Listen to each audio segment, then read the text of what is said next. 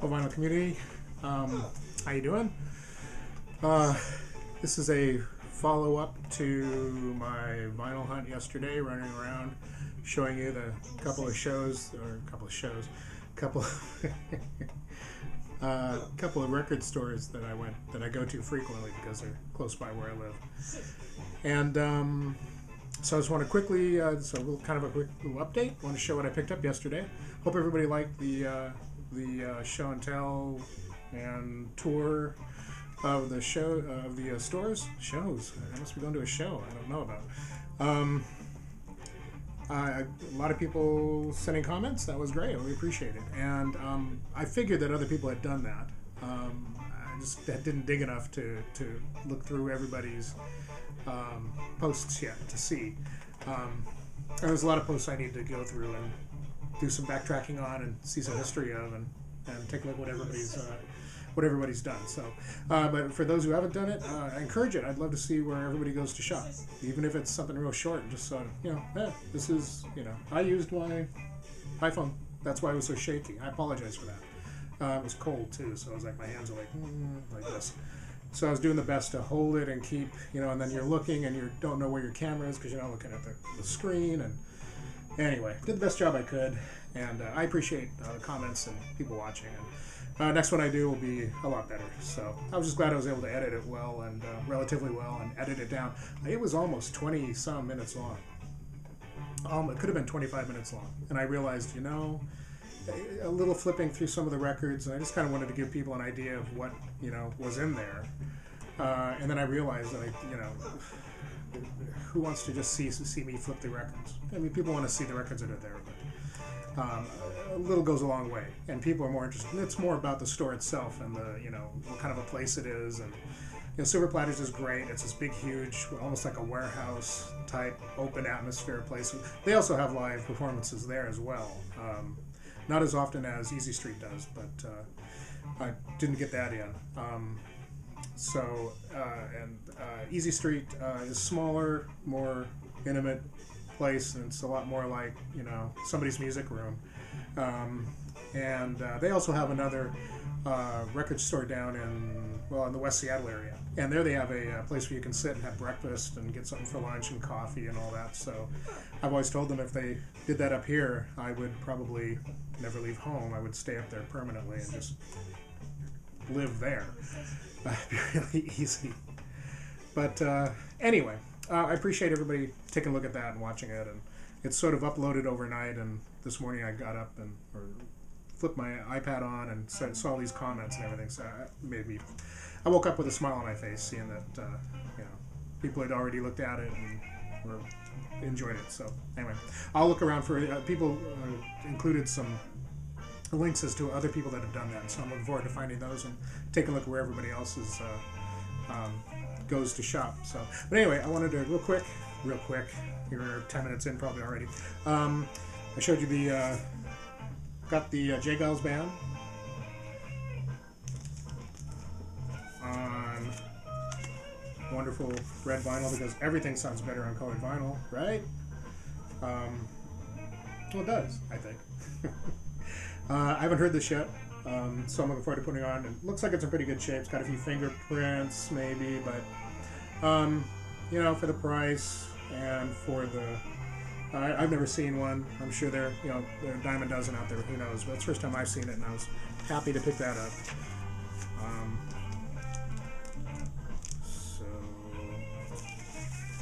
Yep, that's number one. Number two, this just looked really interesting to me.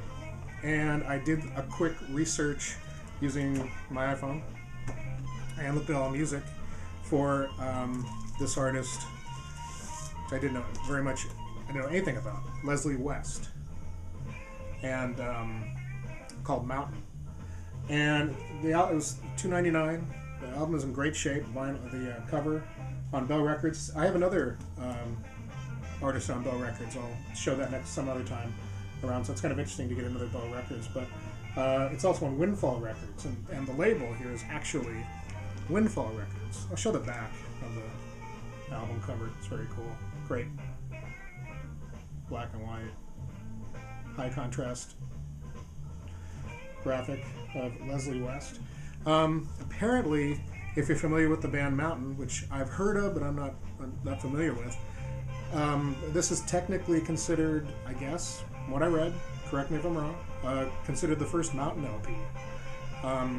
Leslie West went on to, after this album, Mountain was formed, and they then proceeded to release albums under the name Mountain, but this is technically considered the first Mountain LP. And here it is on the Bell Records, but here it is released on the Windfall label. I've never seen that label before or heard of it, so it's kind of neat. Album's in great shape. Looking forward to listening to it. It got really good high marks on allmusic.com. Doesn't mean I'm gonna like it, but I thought it was worth giving it a shot. Like I said, it was in great shape, and I really like the album cover. Fingers crossed I like the music. So if anybody has any opinion or knowledge about Leslie West, this particular album or Mountain, I'd be interested in hearing what you have to say about it. Then I also found something very cool, which is I'm a Elton John fan, and this is his first album, UK pressing. So it's nice. It's got the textured cover. A little damage here, but that's okay. For $3.99, I'm not gonna, or $2.99, I'm not gonna argue. $3 album. Gatefold, great shots of Elton and Barry Toppin, and then back. What's nice is that it's on the DJM label, and on top of that, I've been finding out. I didn't realize this before. Just recently, I've been looking on eBay for Elton John albums in the UK, and the original DJM UK albums, a lot of them, the very first pressing of them, of his catalog, a number of them, his catalog, looks like black vinyl. When you hold it up to a strong light source, it's actually colored vinyl. And I was hoping, fingers crossed, that that's what this would be, because later pressings on DJM were just black vinyl. When I hold this up, you probably can't tell yourself. You probably can't tell, because there's no light source here. If I had a light source, bear with me while I do some technical wizardry here. Maybe I can pull this off. Then again, it might be a disaster. Very carefully hold this by the edge, and if I shine light through, I'll be curious to see if this works. But you can see that it's actually a very dark, deep, and red-colored vinyl. So this is one of those LPs that was pressed with that transparent colored vinyl. It's great. I've been trying to get an original UK pressing of Don't Shoot Me, I'm Only the Piano Player, probably one of my favorite albums of his.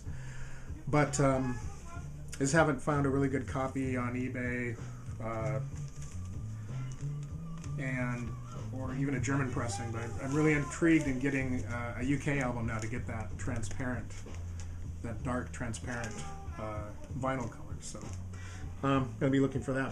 That was very cool. I realized once I got home that, oh yeah, that might be one of those transparent vinyl that are just impossible to tell unless you hold it up to a strong light. And yeah, it was. So something else I saw last time I was at Silver Platters and was tempted, but I didn't pick it up, was this copy of Goodbye Yellowbrick Road. What's special about this is that it's on yellow vinyl specifically. So I decided, it was like a last-minute kind of purchase, and yeah, I wanted to have it. It was very well taken care of. I was able to use a Silver Platters coupon that they have for people who subscribe by email to get $5 off, which is great. And so, very cool. Again, on the DJM label from the UK. So that's nice. I'm becoming the color vinyl king here. I don't mean to be. I think colored vinyl is just very, very cool. It just makes it that much more special, and it's just fun to collect, a special or limited edition of something that's, got colored vinyl to it. And the last thing I got from Silver Platters was this Taj Mahal album called Taj Mahal. Friend of mine, I'd heard of Taj Mahal before. I'd never really gotten into the music. And then I was down in LA a couple years ago, I believe, A friend of mine played this album. He has an original pressing. This is a later pressing of it. I believe he played this, and I really liked it. And then he was surprised that I hadn't really gotten into Taj Mahal, and he's a big fan of it. So I think it was around my 50th birthday a couple years ago, and we went to Amoeba Records. And when I went up to pay for my stuff, and we were getting ready to leave, he walks up and hands me a bag of things that he bought there, and it was like 3 or 4 Taj Mahal CDs that he found there that he thought I should have. So it's on the later. I'm guessing this is the later Columbia label. It looks like a later Columbia label. Maybe it's an original. I don't know. I'll have to look. If anybody else has an original copy of this album, let me know. I'm not that familiar with Columbia labels. It looks like it's a later Columbia label. So, how many times can I say Columbia label? Talking about one album. I don't know. So that I know I liked this when I heard it. So I'm looking forward to putting it on again and giving it a good listen. And I'm gonna stop trying to do this and wasting time. So on to Easy Street, and I picked up yet another Taj Mahal album, right here. Happy Just to Be Like I Am. $3. It's in great shape. It looked really interesting. I love the inside. You open it up. I don't want to open it. It opens easily about that far. I don't want to break the spine any or cause it any more damage, so we'll do that much to it. As I recall, when I did this before, I wasn't getting all of the artwork in, so I look back at the post I did before. So yeah, really happy to have that great back cover, which reminds me of that Leslie West cover almost a little bit. Just that stark image of the artist. And what label is this on? Columbia. And it's similar Columbia label, so that might have been the label that was out, that was being used when these first came out. So again, looking forward quite a bit to listening to this. I'll have a Taj Mahal party and then put on my CDs as well. Last album that I got, only picked up 2 things at Easy Street, and it's what's playing on the background right now on my turntable. It's Albert Collins.